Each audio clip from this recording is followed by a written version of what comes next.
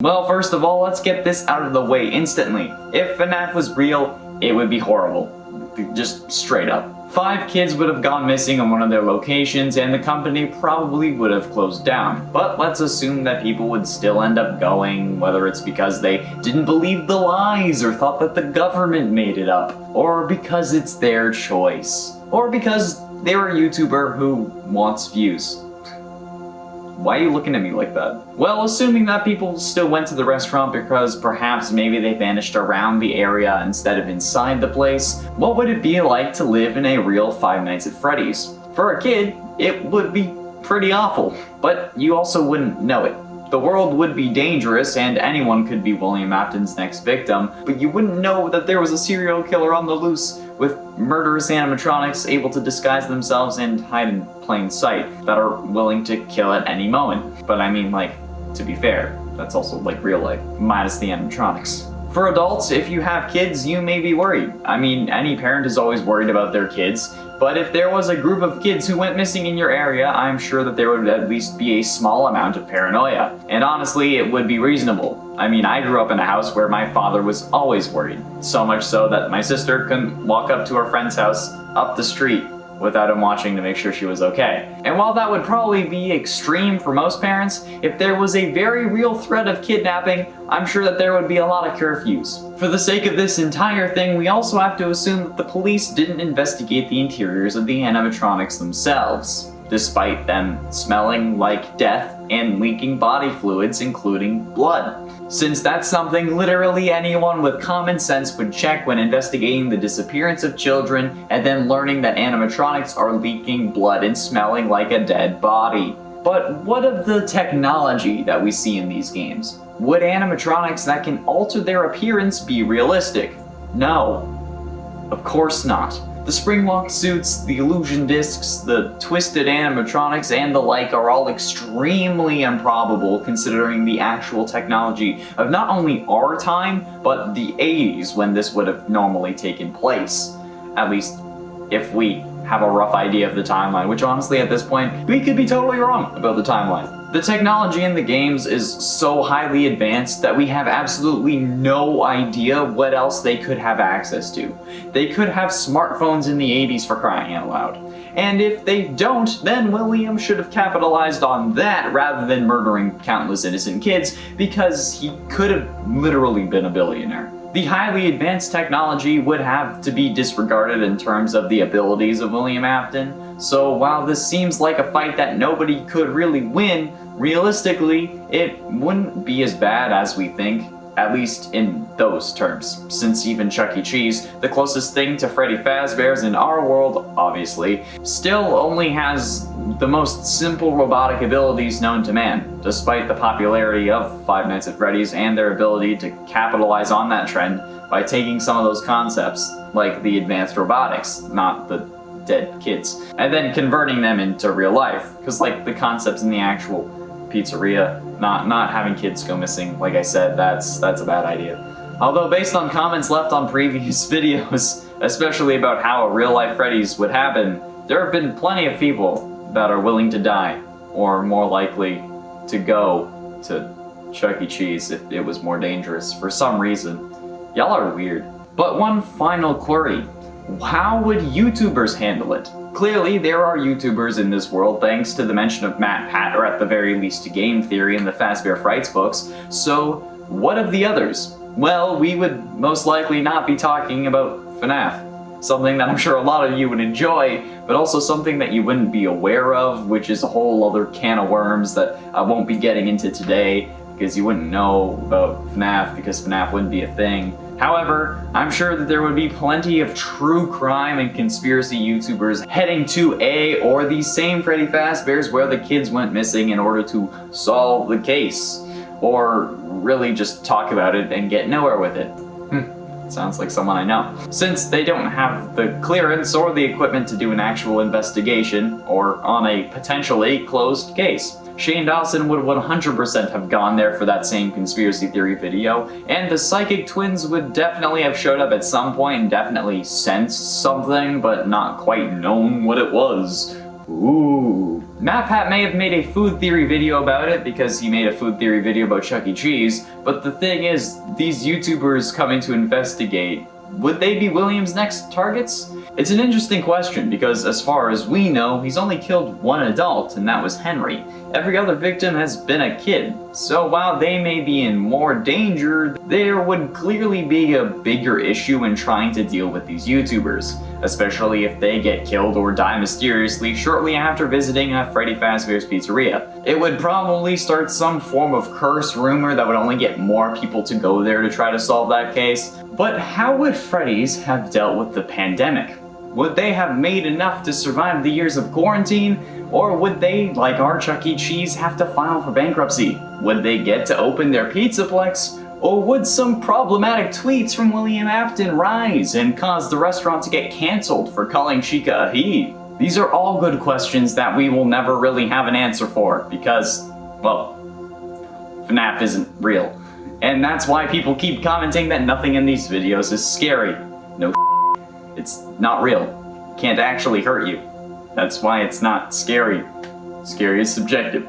Just relax. Firstly, location, right? The obvious answer here is to go with the closed Chuck E. Cheese location. Chuck E. Cheese recently has closed 34 locations across the US, with locations closing in California, Colorado, Florida, Georgia, Illinois, Iowa, Maryland, Massachusetts, Michigan, Minnesota, Missouri, Nebraska, Nevada, New Mexico, New York, North Carolina, Ohio, Oklahoma, Pennsylvania, South Carolina, South Dakota, Texas, Utah, Virginia, and Wisconsin. So, any of these locations could be used as a potential first location at the very least, with some states having multiple closures. Buying one of these locations would be expensive, and online I couldn't find any real reports on how much it would be. You'd have to work that out with Chuck E. Cheese. However, to open and operate a Chuck E. Cheese location would range from $1.17 million to $1.83 million, with a franchise fee of $800,000, according to Chuck E. Cheese's section of franchisehelp.com. So assuming the higher end of the price range, this would require an investment of around $2.63 million.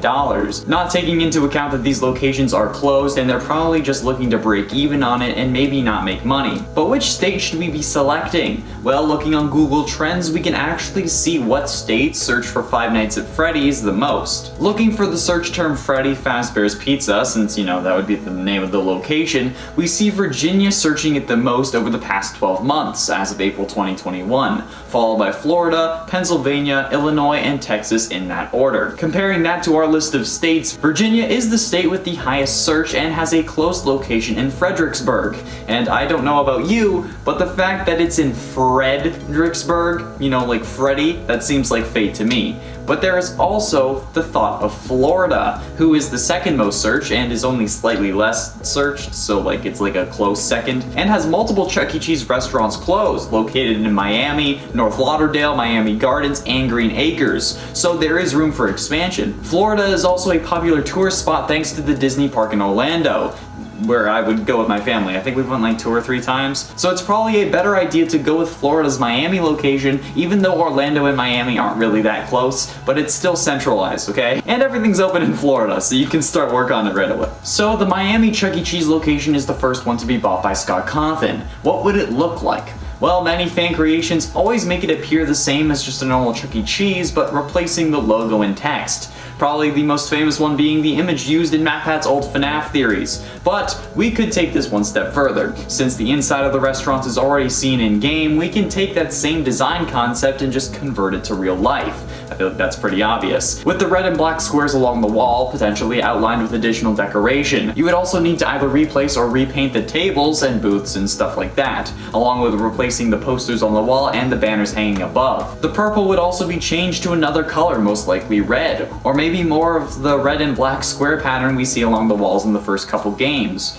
The animatronics, if included, could easily be updated with Freddy, Chica, and Bonnie designs. Well, I mean like easy in comparison to everything else that needs to be done. And once that's done, you just need to replace the songs that play out of the speakers and then boom, you got working stage shows. I don't know if Foxy would need to have his own section or if you'd want to like add that off to the side, or if you want to use the the kind of like separate stage that's on some of the Chuck E. Cheese stages. I don't know, it depends on the location, if it actually has one. But other than that, that's just more construction work. Now, what makes this different than your typical kids play joint, you ask? While it does actually have the FNAF characters, not infringing on copyright because Scott would be doing this all himself, there is another aspect of the place that I think would make this even more unique and bring in more sales. FNAF is a horror franchise after all, and for some reason a whole load of these kids love being scared crapless by the many animatronics. So, why shouldn't this location offer a spooky surprise for anyone willing to come after dark?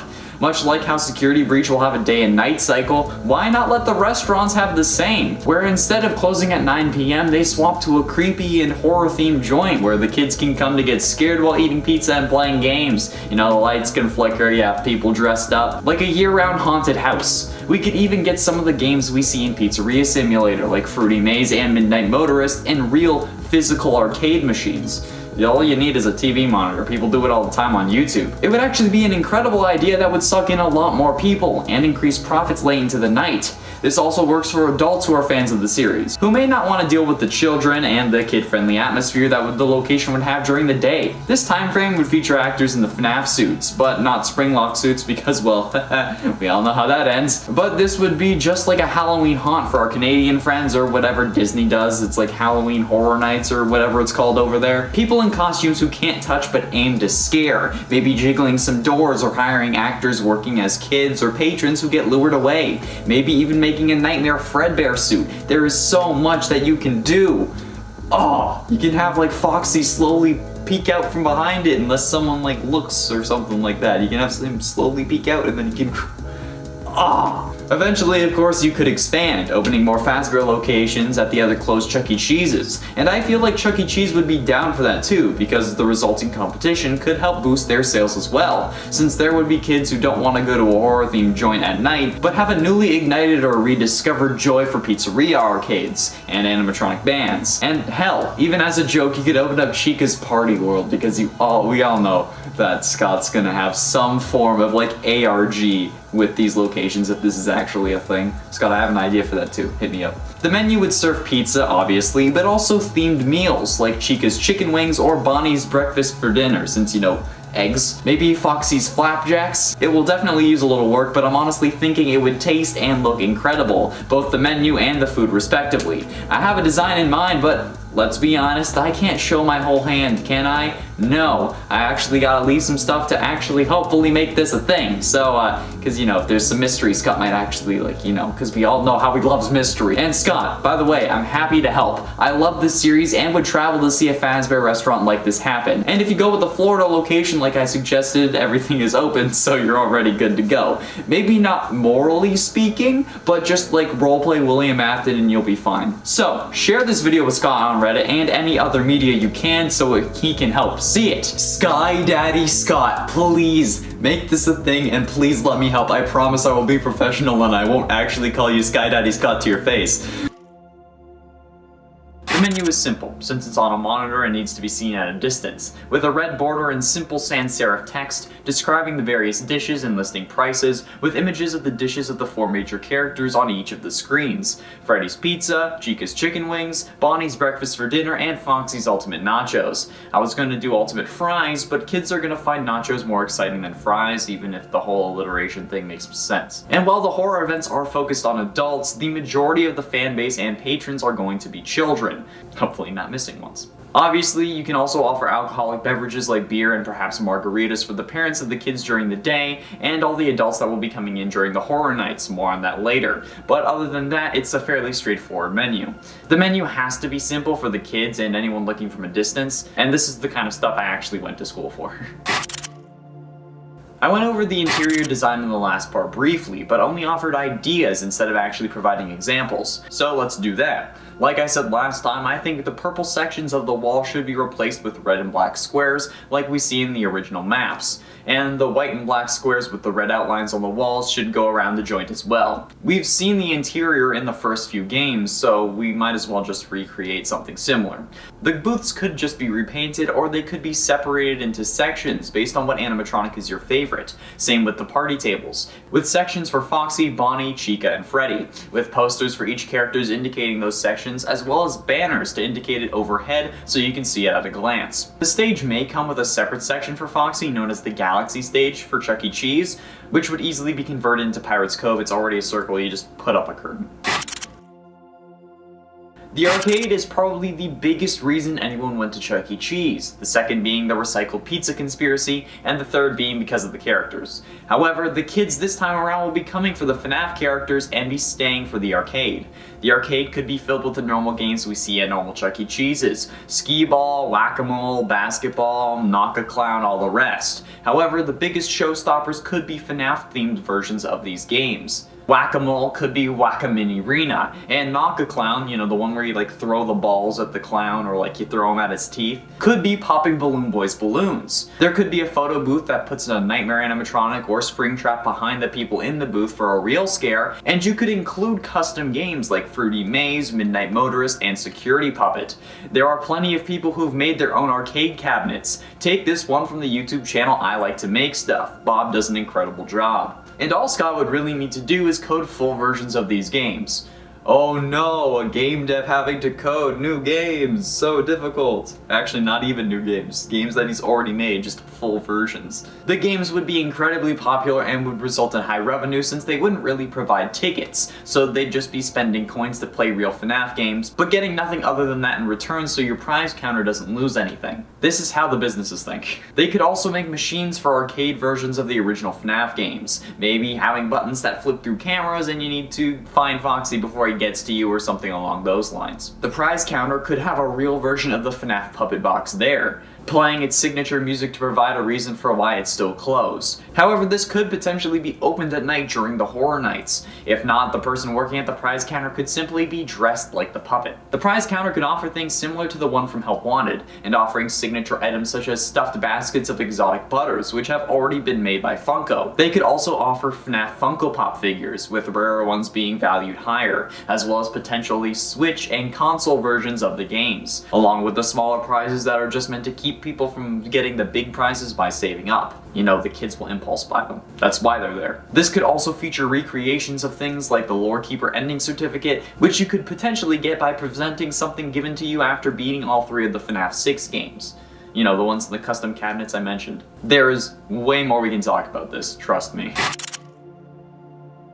Now, the horror nights are what I find the most interesting out of these new ideas, with maybe these happening once or twice a week instead of every night like I said last time, thinking logistically and knowing that most people won't want to work all the nights. 9 p.m. would be when they would normally close, so instead, how about closing for an hour while the team sets up for a special treat for all who dare to return? The restaurant could be lit with black lights, revealing blood stains on the wall along with handprints and maybe some text written in blood, or paint that shows up under a black light, and not during the day. The lights in the bathrooms could be flickering, and most of the arcade machines would be off, aside from any that make loud noises, distract well, or could scare you. Skee-ball, basketball, balloon popping for example, as well as any custom ones like the FNAF 6 Lore Keeper minigames, or if any of the 8-bit minigames from FNAF 2 were recreated. Obviously, they would include jump scares at the end. The food would be limited to whatever you wanted, probably taking away the breakfast for dinner, and you could have actors walking around in nightmare-themed suits with the animatronics programmed to make sudden movements, since they need to move to keep their servos from locking up,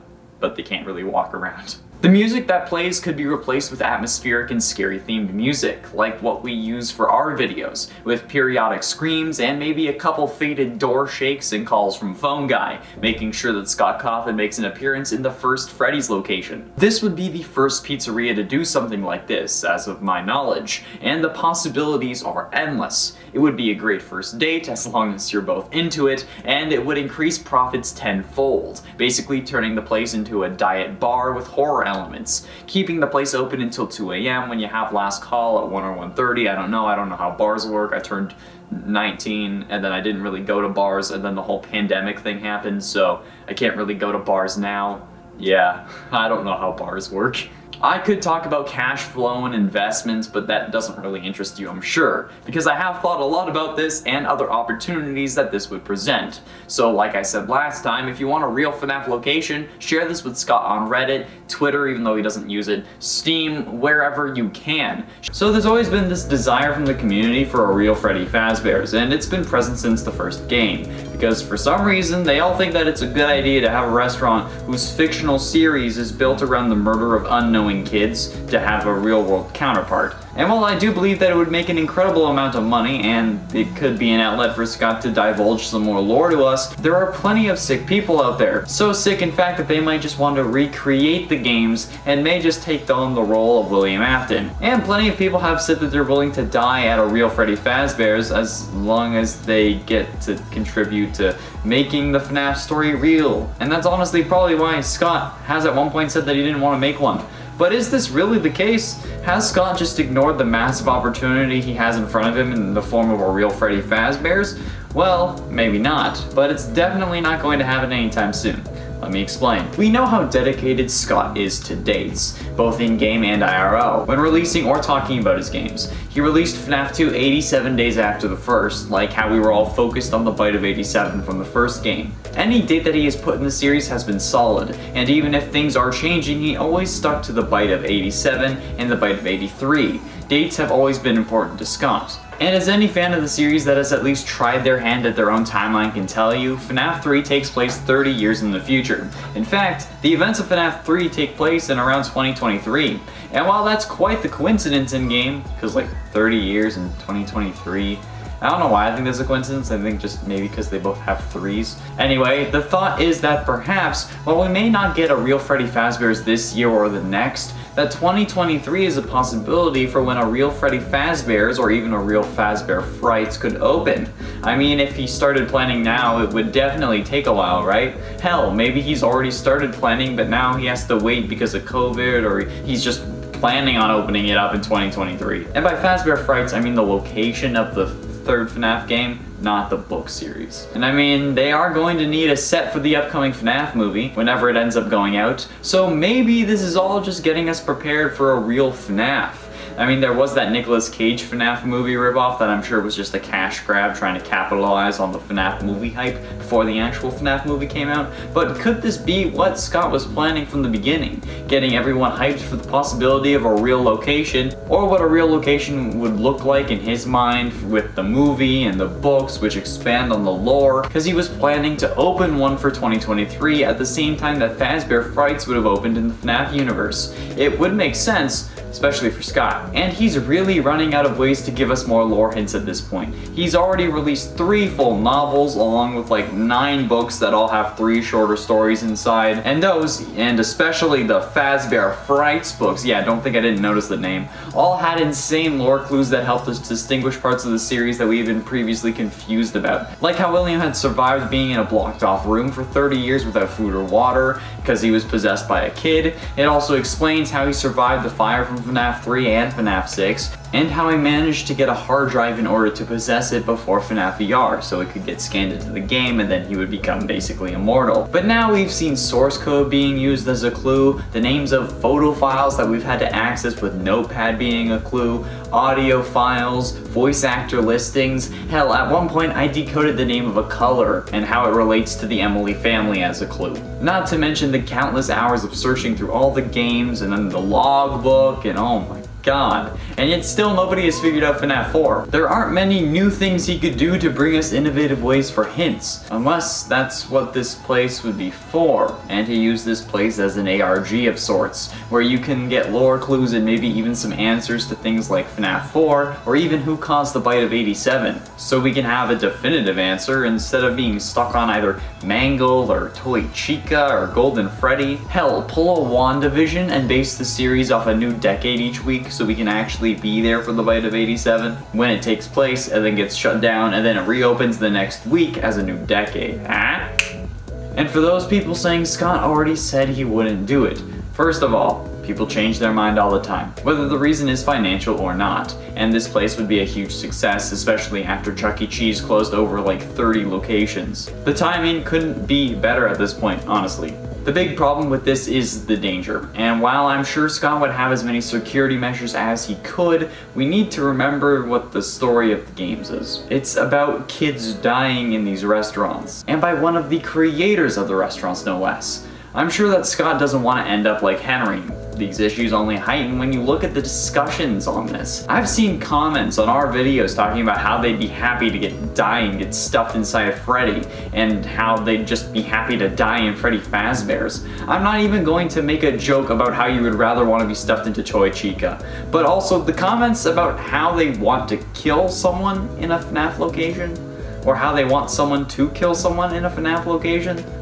No. Or how they want someone to go missing and the story of the games to be real. Look, I know you guys love the game, okay? I love it too. The story is incredible and cryptic in all the best ways. But what the hell? Like comments from the last video talking about what could be in like a real FNAF. Someone had commented, bro, if this became a thing, I would want to get murdered so I can possess a suit. That would be so epic. Ah, yes. No. It wouldn't be epic because you'd be dead. Possession isn't a real thing in the real world, okay? And even if it was, we don't know how it works. It's not like if there's a real world version of FNAF, that agony will be what determines you possessing something, okay? If possession was real, it wouldn't be something that's simple, and it wouldn't be something you can control. And at that point, if you want to be murdered, it's not murder. Okay? It's self-assisted murder. Because, you know, if I say the actual word, YouTube's gonna flag this video. But that wouldn't cause you agony. You'd be happy to die. It wouldn't even work in the FNAF universe sense. But it's reasons like those that will ultimately get Scott to shut down this idea permanently. And even if they're meant as jokes, he probably wouldn't want to take the chance because, well, they may not all be jokes. And if anyone got hurt or worse because of something he opened, honestly, I don't think any of us would be able to forgive ourselves if we were the cause of that. Like if we were in Scott's shoes and we opened a Fazbear restaurant and then someone ended up getting killed because of the games and the restaurant, I wouldn't be able to handle that, I know that. Even for asking for it so much that he felt like he had to do it. So stop saying crazy shit like that. You know for a fact that you don't want to get killed at the place, even if it's what the original games do or whatever. That's not fun, it's not cool, don't say it. It won't help the situation. So if you really want a real FNAF, stop saying it so you can get killed there, okay? I can't believe that I had to say that. So, and it's Springtrap. Craftix Gaming's YouTube channel features a video of a real Springtrap costume, and honestly, it's terrifying. Springtrap is the main animatronic of FNAF 3, and this costume is freaking nuts. This is a very good costume, and while Springtrap may not be the scariest animatronic, he's not someone I'm gonna want to tussle with. However, I want to talk about what's going on with this character because, my guy, you dressed up as a possessed man who is inhabiting an animatronic, unable to die but still decaying. You are quite literally dressing up as a serial killer. Like in the FNAF world, if you dressed up like this, it'd be like if you dressed up as Ted Bundy in this world. And if you want to be in FNAF that badly, okay, don't dress as the serial killer, is all I'm saying. And I know that's ironic coming from me, okay, given what I'm dressed like at this moment. Do I look like I want to be in Five Nights at Freddy's? Have I made things seem like I want to be in this world? Because if I have, you need to watch more of these videos, okay? Also, I'm dressed up as the purple guy who makes no appearance in the actual FNAF world, okay? There is no actual, okay, there is the actual purple guy, but he doesn't look like this, okay? The purple guy that I am dressed as is not actually a real version of the serial killer in their world, okay? I don't want to be in that world. Those doors aren't it, Chief. They ain't it. No, the doors ruin it for me. And a 9, Scrap Baby. Scrap Baby is a creepy animatronic. No ifs, ands, or buts about it.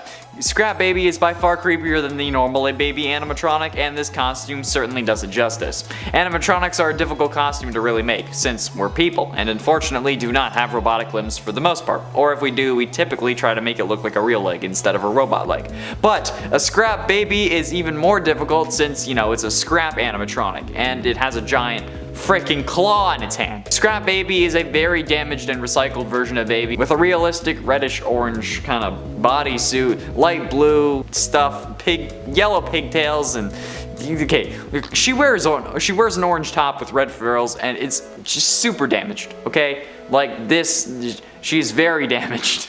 Mentally and physically. Yet somehow Instagram user Gaius Bazzani was able to recreate this in an awesome way. So, very well done. And at 8, Vani. With Vani being an upcoming villain and already one of the most popular characters in the series, there are bound to be plenty of costumes of her. However, this one from Rojito Uwu on Twitter is probably the most accurate and creepiest one I've seen. Vani being a reluctant follower does in a way technically make this a glitch trap cosplay as well, but we won't really talk about that because that's not what counts. This costume is probably the most realistic costume on this list because, well, Vani in the games ended up making her own suit and is just a human inside, whereas like the other characters like Scrap Baby or Springtrap are animatronics as well as sometimes part human, be it soul or another body. And Rojito's costume follows the exact same concept as Vani, just a person who makes their own suit, which makes this potentially one of the scariest things of all. I mean, technically it's not the same thing because they're not possessed and enticed to make it by the person possessing their brain, but I mean, it's close enough. I mean, they could be possessed for all we know. I don't know. And at 7, Ennard. Costumes don't really have to be elaborate to be scary. Take for example this Ennard cosplay by YouTube channel Skywarped33. The entire endoskeleton spaghetti bits aren't there, but the lights and sounds make it even more frightening than you'd think. The face also opens up, and I think that we all know how I feel about animatronics who can move their face at will at this point, okay? It's not something that should be allowed. However, even without all the parts and the eyes, this Ennard cosplay is not something I would want to run into in a dark alley, especially not after that goddamn vent repair minigame. That caused me to have some serious issues, okay? It's rough, okay? I used to like spaghetti. Man, like now what am I supposed to do? And at 6, Nightmare Freddy. Nightmare Freddy is one of the most iconic versions of the character, even if there are only 3 games that feature this guy, those being FNAF 4, Ultimate Custom Night, and FNAF ER. However, this Nightmare Freddy cosplay is insane, and in my opinion would have been our frontrunner for the Coupe de France cosplay competition that it was for back in 2017. The video was uploaded by YouTube channel Gorgon Geek, and this guy plays the robot thing really well, but as soon as he drops that microphone he goes into terror mode, and it's certainly something to behold. I would have enjoyed it if he had like the little frettles with him, but the moving mouth is certainly a nice touch, especially with the attempted jump scares they do in the video, because he just goes like ah and stuff. Like imagine if this guy had started twerking though. At one point I thought he was going to. He went to pick up the mic and I thought he was just going to start busting it, but no. I think that would have won them gold though. If you get this out of here. If you had started twerking, my guy, you would have won. I don't know what place you came in, but if you'd twerked, you would have won. Halfway through into number 5, Buff Helpy. Okay, this may not be a cosplay, but Buff Helpy is probably the most disturbing non-cosplay character I can really include on this list. If you didn't already know, Buff Helpy is a meme that was created on a Daco FNAF meme review video and has ever since been haunting him and the rest of the community. Don't get me wrong, okay? I love Helpy. But this Buff Helpy meme has generated a whole load of Buff FNAF character ideas, and it terrifies me now. There's nowhere is safe from these creations. If you look up any character, you're bound to find a buff version of them at some point. You just need to scroll down enough, okay? It's one of the rules of the internet, okay? Same thing with what happens to Chica. But no matter what, this is just some psychological torment that I wouldn't wish this on my worst enemy, actually. But I'm talking about it because, like, it's Halloween, and the world is currently my worst enemy, so if I have to look at this thing on a regular basis when I'm writing these goddamn lists, you have to look at it for this one number, okay? One number. That's all I ask. And at 4, Nightmare. I've said it before, and I'll say it again. Nightmare is the scariest animatronic from the games, hands down. This guy will get me every time, and it's one of those reasons I just refuse to play FNAF 4. The other is Nightmare Fredbear, but at least I don't have to deal with them in real life, right? They're only a nightmare character created in the mind of a coma patient in a video game, right? Well, guess again. Thanks to Bunny Creations on Amino Apps, we get both Nightmare and Nightmare Fredbear. Ironically, Nightmare Fredbear is played by their twin sister. And I mean, it's ironic because, well, Elizabeth Afton is sometimes presumed to be Crying Child's twin sister. Anyway, these absolute hulking costumes are going to make me drop a load of my pants. Like, if I saw this in real life, holy crap, Like, imagine actually living in a house that is at least kind of laid out like the one from FNAF 4. And then your kids want to play a prank on you. My grandparents' house is kind of laid out like this. It's not as simple as just 2 halls on either side of the room, but like they have the master bedroom does have 2 doors. So theoretically, that's something that can be reenacted there. I don't want to do that. No. Getting close to the end, in at number 3, Glitch Trap. We know my issue with Glitch Trap, alright, okay? We know that I just want to watch William Afton burn and then leave him there permanently, hence why I'm wearing the costume. But I want him to actually be in hell and then stay there while we move on with another killer or something else in the series. Please, for God's sake, Scott. I hate this always comes back thing that he's got going on. And despite being dressed as Purple Guy, I want William dead. So, when I saw this frighteningly realistic looking Glitch Trap costume, my nerves hit an all-time high. I think the sheer simplicity of the Glitch Trap suit is certainly something that makes this a creepy costume, since the stitches are very accentuated here. They're very clear on this version. Like, it might be like the higher contrast than like the actual suit in the games, because like you know that they're there, but you can't really tell. But like, either way, this is creepy. Plus, again, it's another version of William Goddamn Afton, who already haunts my nightmares. So what the heck, Zombunny Creations, again, on Twitter this time. Why do you gotta do this to me? Huh? Why? Bro? Then ultimately in at number 2, Twisted Freddy. Holy ever living hell, okay? This is a horrific masterpiece that I could only hope to achieve. This full body Twisted Freddy costume is probably one of the most horrific FNAF costumes I've ever seen. Especially because I believe that the twisted animatronics are probably the scariest version of the animatronics present in the novels, and a solid tie for the scariest animatronics alongside the nightmare ones from FNAF 4. This is some pretty damn expert craftsmanship if you ask me though, okay? This is a full body suit and it blows my freaking mind. Like, look at this. It would weigh a ton and it would definitely need a hander, especially if my clumsy was the one walking around in it, but it straight up looks like if Freddy Krueger were an animatronic. And I mean, I'm not mad about it in the slightest, but like, it's still freaking creepy. So well done, DeRegular Sauce, who is the Twitter user behind this glorious creation. Well done. And finally, in at number 1, Withered Bonnie. This Withered Bonnie cosplay is probably the scariest damn FNAF cosplay I've ever seen. This is incredible and comes from the YouTube user The Nick of Time. At first, I legitimately thought that this was CGI instead of an actual costume, but lo and behold, it was just an insane costume. Glowing eyes and seemingly actually aluminum parts, and a chest that opens up that you can push it out with your other hand, which is honestly actually a decent scare. Frankly, in the video, I was kind of taken aback when they did that, so in real life, I'm sure that it results in at least a bit of a jump scare, but this kind of thing always impresses the hell out of me, because like the closest I've come to making a full costume was when I helped someone work on one of theirs. But that's the closest I've gotten. Hey, I made like a lightning bolt for the chest, and I made paper cup, like bracers, that's about it. This is hella impressive to me. I don't understand how people do this.